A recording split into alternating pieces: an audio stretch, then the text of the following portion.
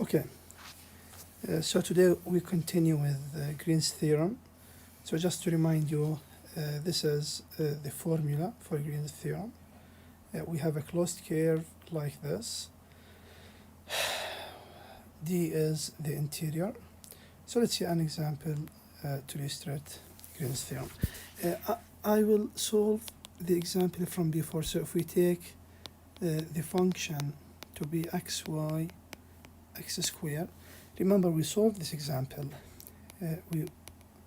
We found at that time the integral over the unit circle oriented counterclockwise. So basically, this is the curve. This is the unit circle. We're taking it this way. So in this case, this is the interior. So remember, if you want to apply Green's theorem for Green's, remember all the time to apply Green's theorem, we need, first of all, the function has to be smooth. And please remember this condition, we always assume it. And we already saw that if the function is not smooth, we mean continuous, partial derivatives exist, and continuous, we can't do anything with this. We need to do it by parameterization then. So the function is smooth, yes, because my function consists of polynomials. The curve C has to be closed, and it has to be in R2. In this case, yes, we can apply Green's theorem. So the integral is double the integral df2 by dx minus df1 by dy, which is the integral. So now, what is my function? So f2 is this. I'm going to do it like this. So this is f2. This is f2. We want the derivative with respect to x, so that's 2x. Minus, this is f1, we want the derivative with respect to y, it is what? It is x dx. We're taking this over the unit circle.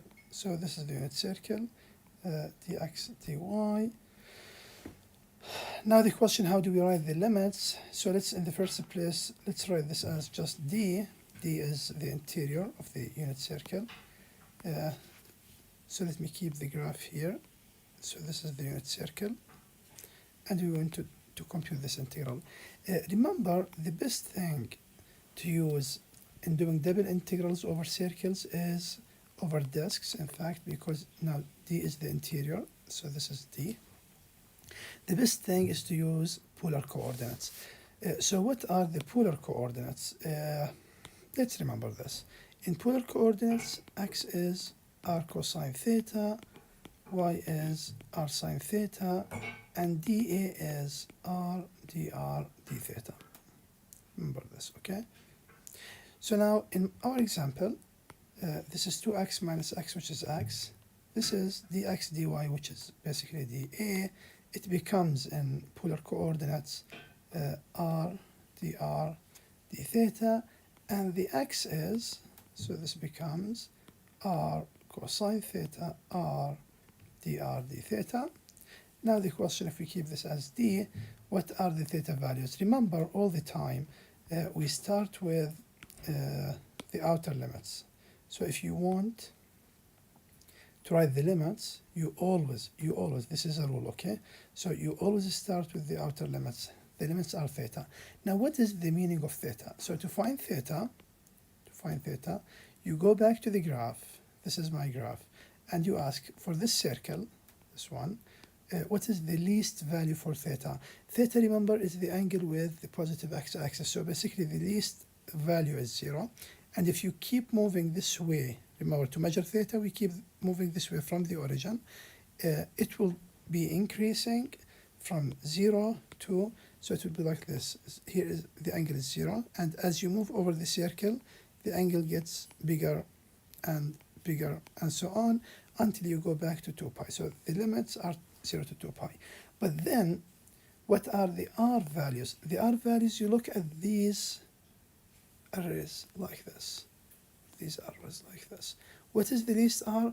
R is the distance from the origin. So here the distance is 0, at the origin is 0, and as you move and you hit the circle, the radius is 1. And this is true in all directions, because the circle, the radius is fixed. So the R values are from 0 to 1.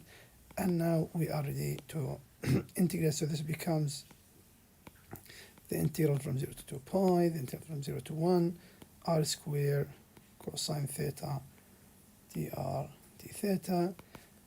And this integral is an easy integral. First, we do it with respect to r. So you keep the theta values.